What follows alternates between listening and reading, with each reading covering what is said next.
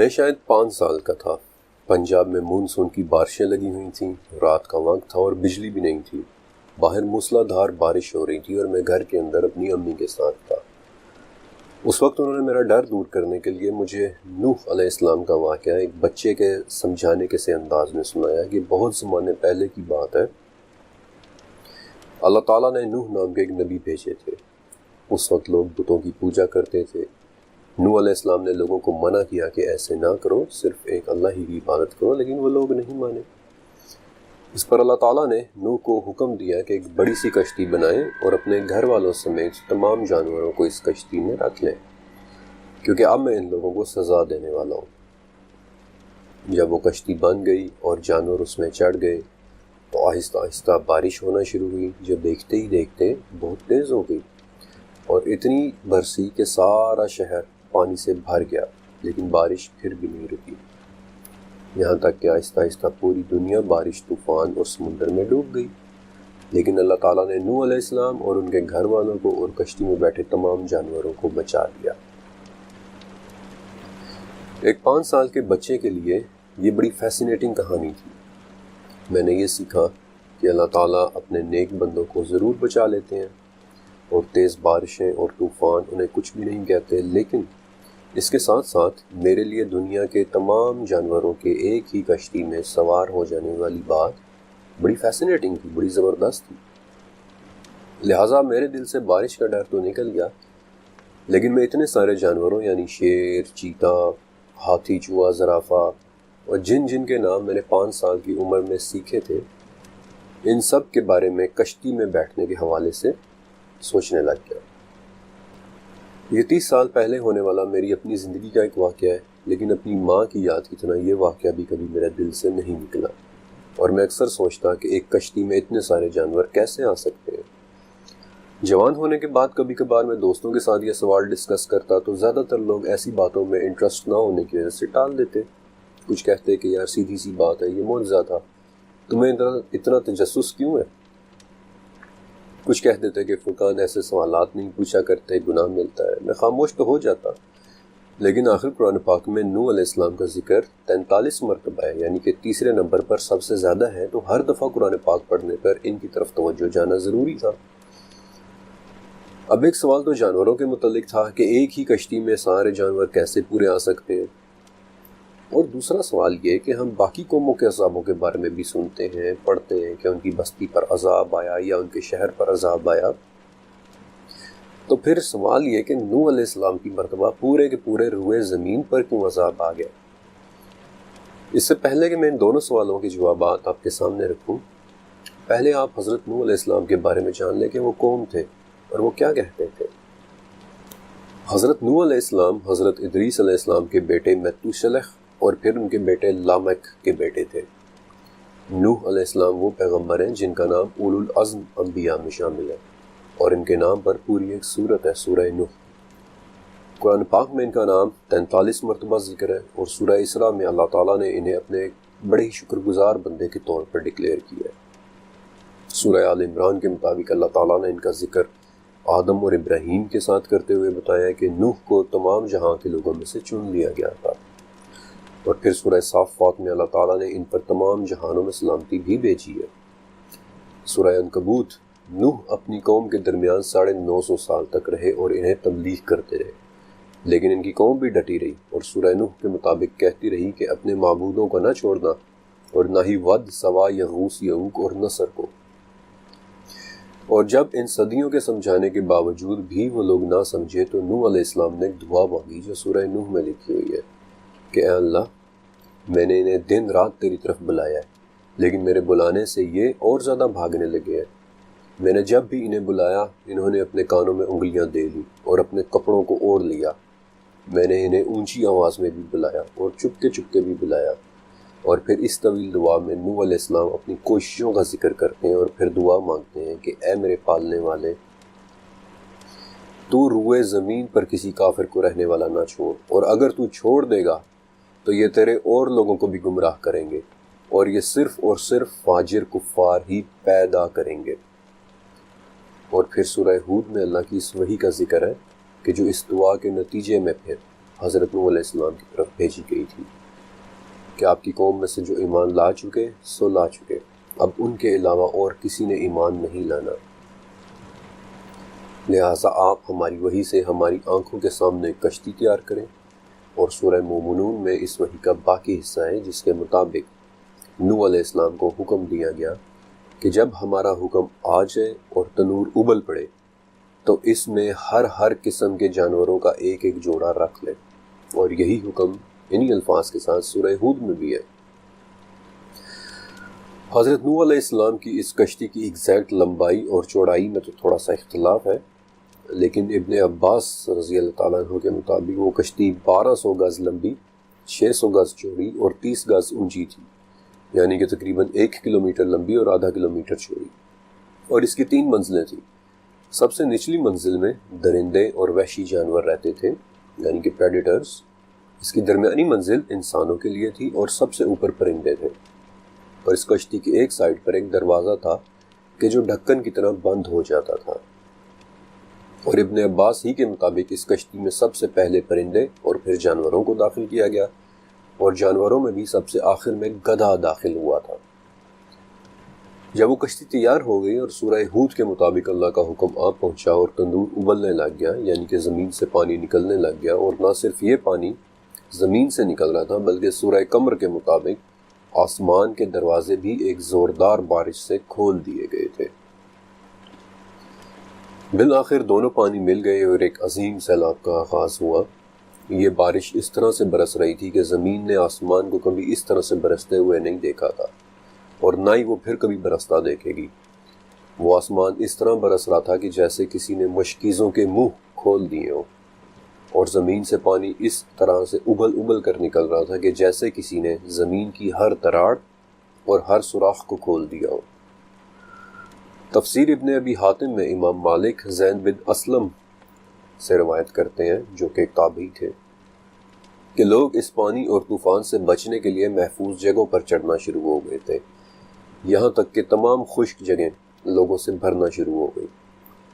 تفسیر ابن جریر میں حضرت عائشہ رضی اللہ تعالیٰ عنہا سے ایک روایت ملتی ہے کہ اس بڑھتے ہوئے پانی کی وجہ سے ایک عورت کو اپنے بچے کے لیے بہت خوف آیا، اور وہ اسے لے کر پہاڑ کی طرف بھاگی، لیکن پانی بھی لگاتار بڑھتا چلا جا رہا تھا اور دھیرے دھیرے اس ماں کی گردن تک پہنچ گیا، لیکن اس نے بھی بےتاب ہو کر اپنے بچے کو دونوں ہاتھوں میں اٹھا کر اپنے سر سے اوپر کر لیا، لیکن پانی بڑھتا رہا اور وہ دونوں اس میں غرق ہو گئے۔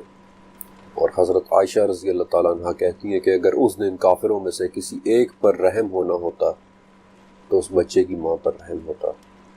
واللہ عالم۔ نوح علیہ السلام نے ایمان رکھنے والوں کو کہا کہ اس کشتی میں بیٹھ جاؤ، اب اللہ ہی کے نام کے ساتھ اس کا چلنا اور ٹھہرنا ہے۔ سورہ ہود کے مطابق وہ کشتی انہیں لے کر پہاڑوں جیسی موجوں اور لہروں میں جا رہی تھی۔ ابن عباس رضی اللہ تعالیٰ عنہ کے مطابق اس کشتی میں چڑھنے والے لوگ صرف 80 تھے، یہاں تک کہ سورہ ہود کے مطابق نوح کے ایک بیٹے کنعان نے بھی کشتی میں چڑھنے سے انکار کر دیا، اور نوح علیہ السلام نے کنارے پر کھڑے اپنے بیٹے کو پکارا کہ آج اللہ کے حکم سے بچانے والا کوئی نہیں ہے، تو کافر نہ بن۔ لیکن آگے سے اس نے جواب دیا کہ میں تو کسی بڑے پہاڑ پر چڑھ جاؤں گا جو مجھے اس پانی سے بچا لے گا۔ اور ابھی ان دونوں کے درمیان یہ گفتگو ہو ہی رہی تھی کہ قرآن کے الفاظ کے مطابق دونوں کے درمیان ایک بڑی موج، ایک بڑی سی لہر حائل ہو گئی، اور نوح علیہ السلام کا وہ بیٹا ڈوب گیا۔ اور صرف وہ بیٹا ہی نہیں بلکہ سورہ تحریم کے مطابق نوح علیہ السلام کی بیوی نے بھی کشتی میں چڑھنے سے انکار کر دیا تھا، اور وہ بھی پانی میں غرق ہو گئی تھی۔ بالآخر زمین کو حکم دیا گیا کہ تو اپنے پانی کو نگل جا، اور آسمان کو حکم دیا گیا کہ اب تو رک جا، اور نوح علیہ السلام کی وہ کشتی جودی پہاڑ پر جا کر رک گئی۔ نوح علیہ السلام کے اس سیلاب کا ذکر انجیل میں بھی ہے، عراق میں کھدائی کے دوران 4700 سال پرانی تختیوں میں بھی ہے، جسے آج ہم ایپک آف گلگمیش کہتے ہیں۔ بلکہ چوتھے چیپٹر کے اندر میں نے آپ کو ایک ایسی تختی دکھائی تھی جس میں پوری کی پوری ٹیبلٹ پر اس عظیم سیلاب کا واقعہ لکھا ہوا ہے، اور آگے چل کر میں آپ کو پوری دنیا میں سے ایسے ثبوت دکھاؤں گا کہ جہاں آپ کو اس بڑے سیلاب کے ٹریسز ملیں گے۔ لیکن کیا آپ کو بک آف اینوخ یاد ہے، جس کے متعلق میں نے آپ کو پچھلے چیپٹر میں بتایا تھا بک آف اینوخ کے اندر بھی آپ کو اینوخ یعنی ادریس یہ کہتے ہوئے ملیں گے کہ مجھے خدا کے بھیجے ہوئے نے وہ دکھایا ہے جو میری جنریشن کے لیے نہیں ہے بلکہ اس جنریشن کے لیے ہے جو ابھی آنی ہے، یعنی کہ ایک عظیم سیلاب کی پیشن گوئی۔ اور اب میں آپ کے سامنے 30 سال پرانے اپنے 2 سوالوں کے جوابات رکھوں گا۔ پہلا سوال کہ اس کشتی میں اتنے سارے جانور کیسے آ سکتے ہیں، اور دوسرا سوال کہ یہ سیلاب پوری دنیا کے لوگوں پر کیوں آیا تھا، باقیوں کا کیا قصور تھا۔ قریب 3 سال پہلے میں نے جانوروں کی کشتی پر پورے آنے کے متعلق ایک تھیوری سنی تھی کہ دراصل اس دور کی ٹیکنالوجی بہت عروج پہ تھی۔ نوح علیہ السلام کے پاس ڈی این اے کا علم تھا، اور اس طرح سے انہوں نے دنیا بھر کے جانوروں کا ڈی این اے سیمپل لے لیا اور اپنی کشتی میں رکھ لیا تاکہ سیلاب کے بعد پھر اسی ڈی این اے سے جانوروں کو دوبارہ سے پیدا کیا جا سکے۔ اب یہ تھیوری تھی تو بڑی دلچسپ، کیونکہ 2008 میں ناروے نے کچھ ایسا ہی کیا تھا۔ انہوں نے ایک بڑا عجیب سا بینک بنایا۔ یہ بینک آرکٹک یعنی برف سے جمے نارتھ پول کے پاس ایک جزیرے پر بنایا گیا تھا، اور یہ اپنے اندر پیسوں کے بجائے فصلوں اور پھلوں کے بیج یعنی سیڈ سٹورز کرتا ہے۔ اس بینک کا نام سوالبارڈ گلوبل سیڈ والٹ ہے، اور اسے بنانے کے پیچھے آئیڈیا یہ تھا کہ اگر پوری دنیا میں جنگ شروع ہو جاتی ہے، تباہی پھیل جاتی ہے، تو کم سے کم ہماری تمام فصلوں، پھلوں اور پھولوں کے بیج کسی ایک جگہ پر محفوظ ہوں تاکہ لڑائی کے بعد دنیا میں دوبارہ خوراک پیدا کی جا سکے۔ لہٰذا اسی سوچ کے تحت یہ سٹوریج فیسلٹی بنائی گئی، اور اس کا ڈیزائن اتنا انجینئس ہے کہ آج بھی اگر تیسری جنگ عظیم شروع ہو جاتی ہے، تمام انسان مر جاتے ہیں، بجلی ختم ہو جاتی ہے، تب بھی اس عمارت کے اندر پڑے بیج 200 سال تک خراب نہیں ہوں گے۔ اور اس وقت یعنی یہ چیپٹر آپ کو سناتے ہوئے اس والٹ میں 2 کروڑ قسم کے مختلف بیج محفوظ ہیں۔ اب یہ ڈی این اے والی تھیوری تھی تو بڑی دلچسپ، لیکن اسے ماننے میں ایک بہت بڑا مسئلہ تھا کہ اگر اس تھیوری کو مان لیا جائے تو نہ صرف ابن عباس اور زید بن اسلم سے مروی روایتوں کو نظر انداز کرنا پڑتا ہے کہ اس کشتی میں سب سے پہلے پرندے سوار ہوئے اور پھر جانور، اور جانوروں میں بھی سب سے آخر میں گدھا سوار ہوا، بلکہ اس کے ساتھ قرآن پاک کے نیریٹو کو بھی سمجھنا مشکل ہو جاتا ہے، یعنی وہ حکم جو حضرت نوح علیہ السلام کو دیا گیا کہ ہر قسم کے جانوروں میں سے ایک ایک جوڑا رکھ لیں۔ تو پھر کیا اس سوال کا کوئی اور جواب بھی ہو سکتا ہے؟ سورہ نحل کی 13ویں آیت، اور جو کچھ اس نے تمہارے لیے زمین میں پھیلایا ہے اس کے مختلف رنگ ہیں، اور اس میں نصیحت قبول کرنے والوں کے لیے بہت سی نشانیاں ہیں۔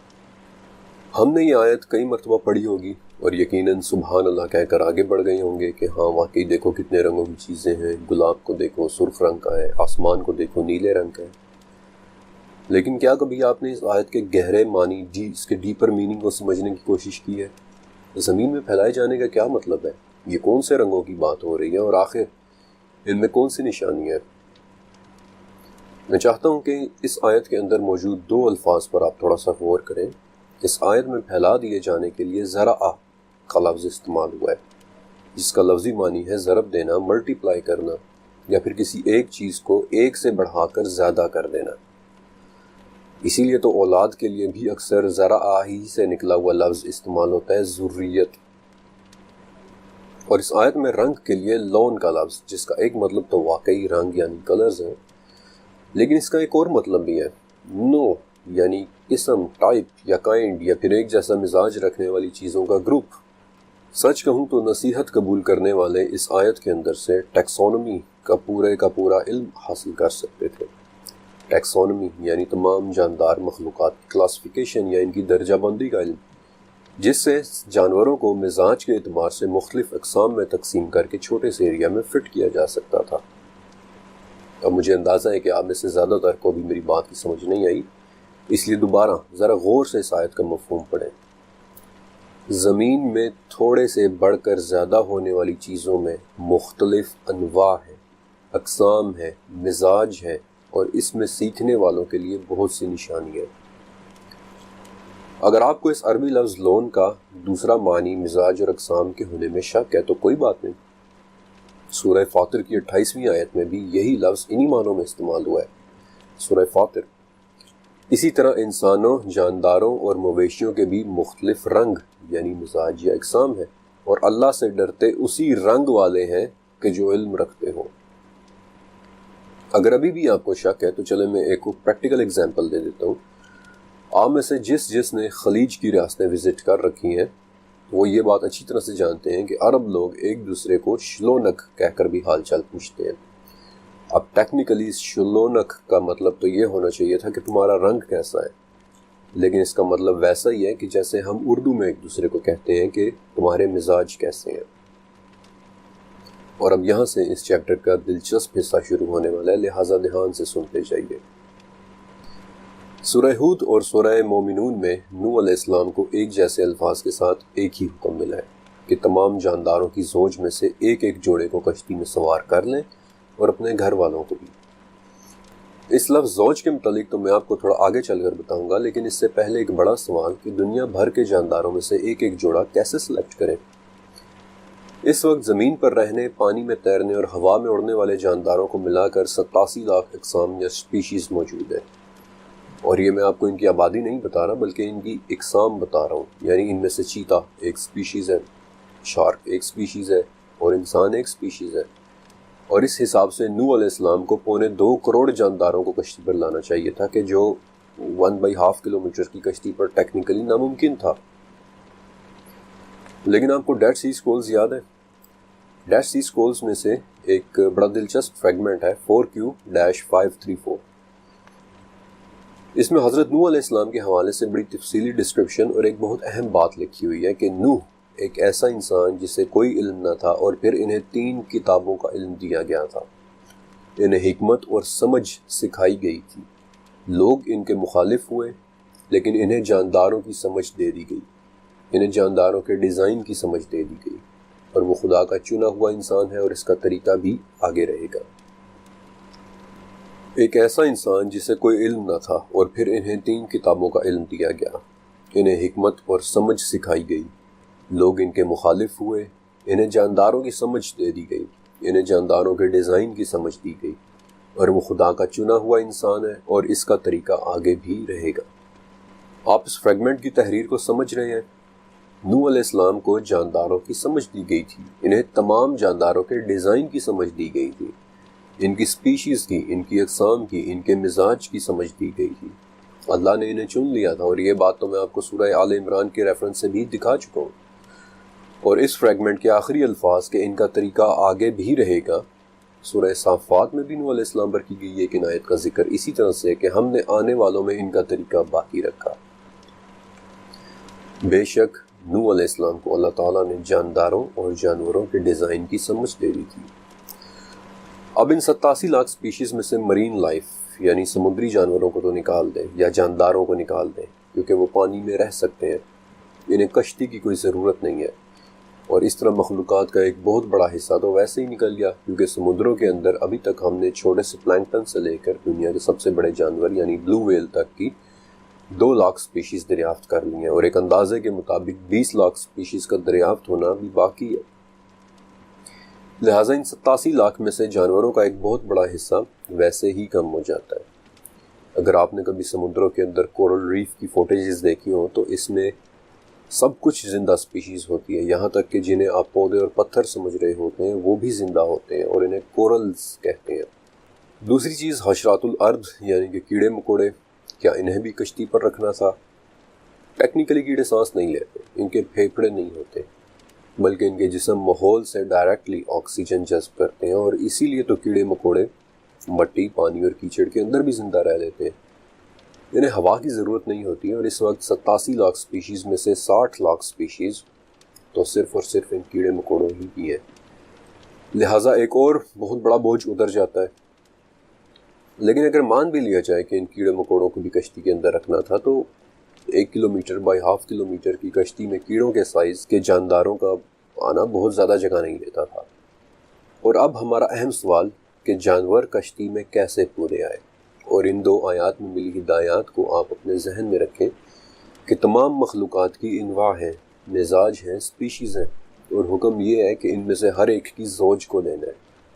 اور اب اس پوائنٹ سے آگے میں آپ کو ٹیکسونومی کے علم کے متعلق کچھ بتانا چاہتا ہوں۔ بائیولوجی میں اس دنیا کی تمام سپیشیز کو مختلف کیٹیگریز میں رکھا جاتا ہے، اسے جانداروں کی رینکنگ کرنا کہتے ہیں اور اس علم کا نام ٹیکسونومی ہے۔ ٹیکسونومی کا لفظ یونانی لفظ ٹیکسس سے نکلا ہے، جس کا مطلب ہے چیزوں کو رینک کرنا یا پھر ارینج کرنا۔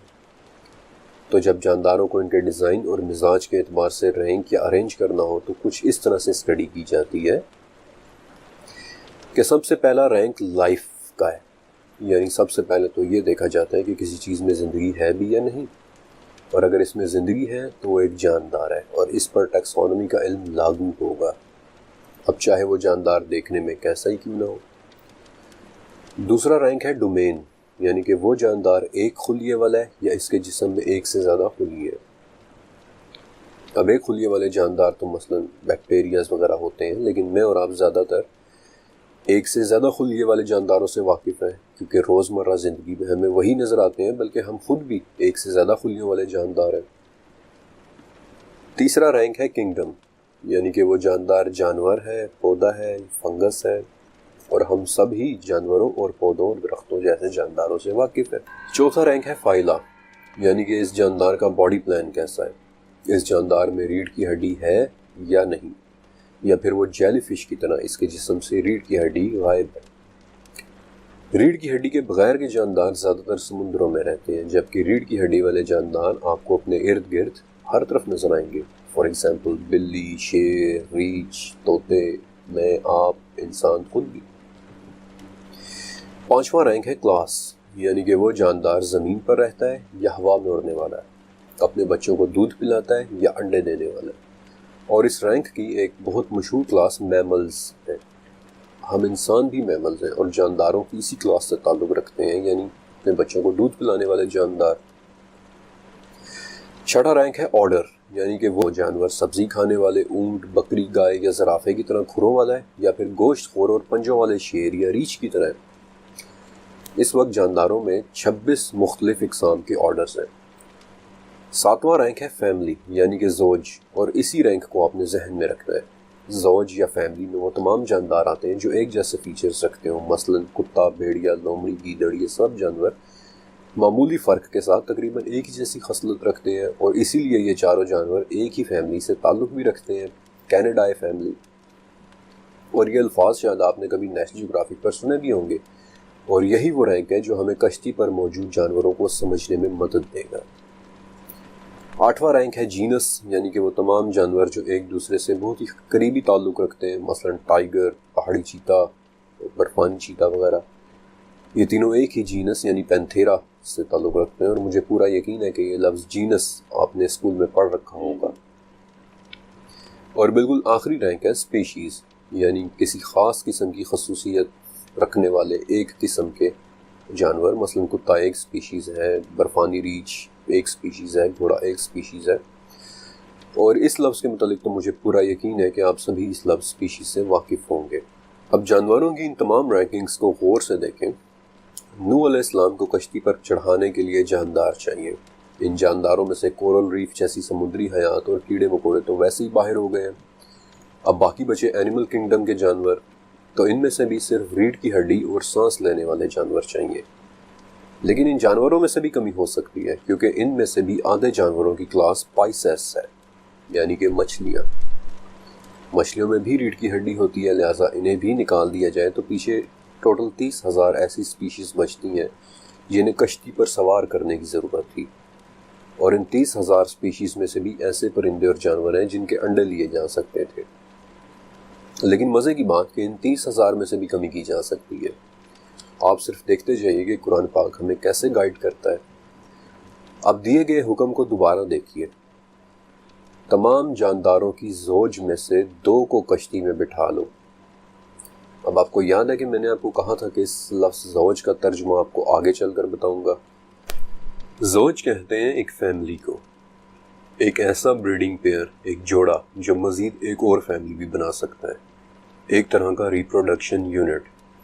اور اب اس 7ویں رینک کو دیکھیں جس کے متعلق میں نے آپ کو کہا تھا کہ اس رینک کو آپ نے ذہن میں رکھنا ہے، فیملی کا رینک۔ اور ذرا اس میں موجود جانوروں پر غور کریں، آپ ایک اہم بات نوٹ کریں گے کہ ایک فیملی سے تعلق رکھنے والے زیادہ تر جانور ایک دوسرے کے ساتھ میٹنگ کر کے افزائش نسل یا ریپروڈکشن کر سکتے ہیں۔ مثلا کینیڈائی یعنی ڈاگ فیملی اور فیلیڈائی یعنی کیٹ فیملی۔ ان دونوں فیملیز کے جانوروں کو دیکھیں، آپ خود سمجھ جائیں گے کہ کیسے ایک ہی فیملی سے تعلق رکھنے والے جانور آسانی کے ساتھ آپس میں بریڈنگ کر سکتے ہیں۔ کتا اور بھیڑیا ایک ہی یعنی کینیڈائی فیملی سے ہیں اور یہ ایک دوسرے کے ساتھ بریڈنگ کر سکتے ہیں۔ اسی طرح تیندوا یعنی جیگوار اور پیوما ایک ہی فیملی یعنی فیلیڈائی سے ہیں اور یہ ایک دوسرے کے ساتھ میٹنگ کر سکتے ہیں، بریڈنگ کر سکتے ہیں۔ اور اس کی ایک بہت عام مثال گھوڑے، گدھے اور زیبرے کی ہے کہ جو کہ تینوں ایکوڈائی فیملی سے ہیں اور ایک دوسرے کے ساتھ میٹنگ کر سکتے ہیں۔ خچر کے بارے میں آپ سبھی جانتے ہیں کہ جو گھوڑے اور گدھے کی میٹنگ کا نتیجہ ہے، اور صرف چند ہی سال پہلے لائن اور ٹائیگر ان دونوں کی میٹنگ سے بالکل ایک نئی سپیشیز دیکھنے میں آئی تھی، جہاں ایک ہی فیملی یعنی فیلیڈائی کے دو سپیشیز یعنی ببر شیر اور بنگال ٹائیگر کی بریڈنگ سے ایک نئی سپیشیز بنی اور اس نئی سپیشیز کو لائگر کا نام دیا گیا۔ آسان ترین الفاظ میں حضرت نوح علیہ السلام کو حکم ہوا کہ تمام جانوروں کی زوج میں سے ایک ایک جوڑا کشتی پر سوار کر لیں۔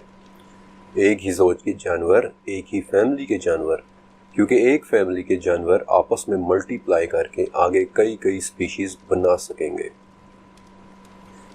اس ٹیکنیک سے کشتی پر جانوروں کی حیران کن حد تک کم تعداد سوار ہوتی اور بڑی محنت اور محتاط کیلکولیشنز کے بعد یہ نتیجہ نکلتا ہے کہ کشتی پر سوار ہونے والے تمام جانوروں یعنی میملز دودھ پلانے والے جانور، برڈز یعنی پرندے، ریپٹائلز یعنی رینگنے والے جانور اور ایمفیبینز یعنی کہ وہ جانور جو پانی اور کشتی دونوں میں رہتے ہیں، ان سب کو ملا کر ٹوٹل 7000 مختلف جانوروں کو کشتی پر سوار کرنا تھا، جن میں سے بہت سے جانور ہیں، بہت سو کے انڈے بھی ہیں، اور انجیل سے ایک بات پتہ چلتی ہے، ایک ایڈیشنل بات، کہ جانور جوان، کم عمر اور صاف ہونے چاہیے۔ اور یہ بات سمجھ میں بھی آتی ہے کیونکہ جوان اور کم عمر جانوروں کا مطلب ہے چھوٹی جگہ میں زیادہ جانور پورے آ سکتے تھے، ان کی افزائش نسل کے چانسز زیادہ ہونے تھے، ان سے پڑنے والی گندگی کم ہونی تھی۔ البتہ صاف جانوروں کا کیا مطلب ہے؟ اس ٹاپک پر میں اس چیپٹر کے آخری حصے میں بات کروں گا۔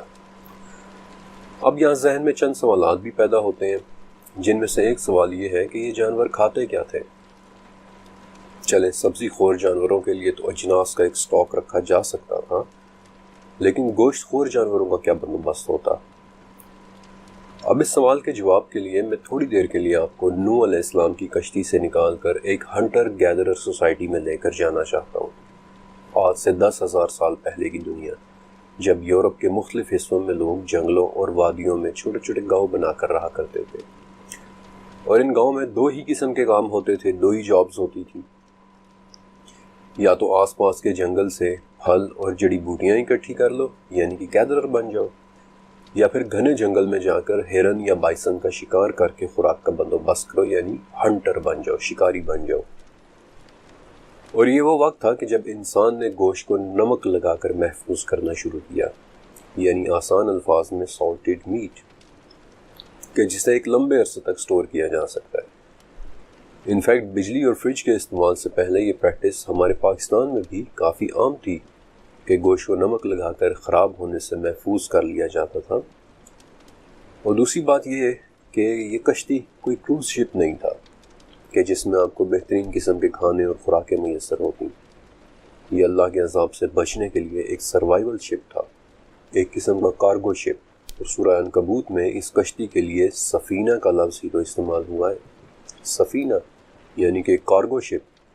اور جتنے بھی کارگو شپس ہوتے ہیں ان پر خواہشات والی نہیں بلکہ ضروریات والی چیزیں رکھی جاتی ہیں۔ اب اگر آپ میری اتنا سوچ رہے ہیں تو آپ کے ذہن میں ایک اور سوال بھی آنا چاہیے کہ اگر اس کشتی پر 7000 مختلف سپیشیز کے جانور سوار ہوئے جبکہ آج لاکھوں سپیشیز زندہ ہیں، تو صرف چند ہزار سالوں میں 7000 سے لاکھوں سپیشیز کیسے پیدا ہو گئی؟ چلے میں آپ کا دماغ تھوڑا سا اور چکرا دیتا ہوں کہ آج جتنی بھی سپیشیز زندہ ہیں ان میں سے بہت ساری سپیشیز تو اس کشتی پر تھی ہی نہیں۔